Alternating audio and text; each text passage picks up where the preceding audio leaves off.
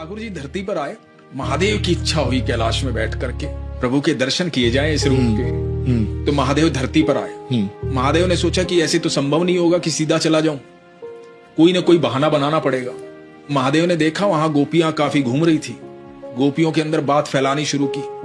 मैं बहुत बड़ा भविष्यद्वक्ता हूं, ज्योतिषी हूं। हमने सुना है कि यहाँ नंद के घर लल्ला हुआ है, तो लल्ला का भविष्य बताऊंगा, जाकर बताओ उन्हें।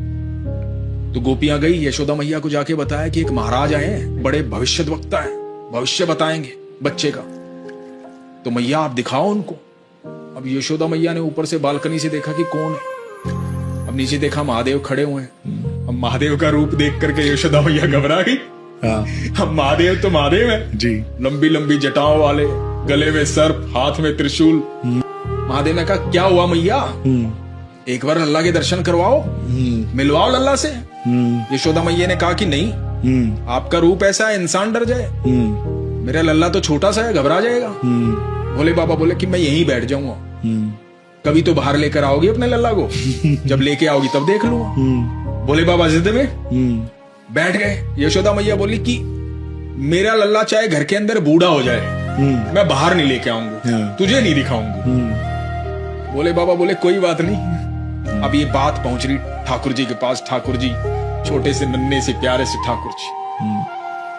अब ठाकुर जी को जब मन में ये बात आई कि महादेव इंतजार कर रहे हैं, ठाकुर जी रोने लगे। नीले रंग के ठाकुर जी लाल रंग के हो गए, इतना रोए कि सांस भूल गए, लगातार रोते रहे। यशोदा मैया परेशान हो गई, पागल हो गई ठाकुर जी को रोता हुआ देखकर कि ये हो क्या रहा है, मेरा बच्चा चुप क्यों नहीं हो रहा। अब यशोदा में योग लगा कि शायद इस बाबा ने ही कुछ किया, इसको बुलाती हूं अंदर। तो कहा कि आ जाओ, नजर उतार दोगे इसकी। भोले बाबा बोले मैया मैं ऐसी नजर उतार दूंगा कि जब तक तेरा लल्ला धरती पर रहेगा ना, इसको नजर नहीं लगेगी।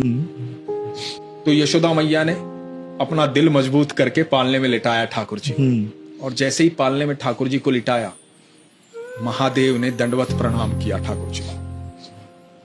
तो यशोदा मैया ने कहा कि बाबा आप तो ऐसे दंडवत प्रणाम कर रहे हो कि जैसे मेरा लल्ला कोई भगवान हो। तो भोले बाबा ने कहा कि मैया यही तो नहीं पता तुझे, तू किसे गोदी में खिला रही है। और तब भोले बाबा ने अपनी वो शिंगरी निकाली और वो बजाई, वो जो शंख जैसी होती है, और वो आवाज सुनकर के जो मुस्कुराए ठाकुर जी, जो ठाकुर जी लाल मनी हो गए थे, रो रो करके वो फिर से नीले हुए, फिर से अपने रूप में आए, खुश हो गए, प्रसन्न हो गए, हाथ पैर मारने लगे।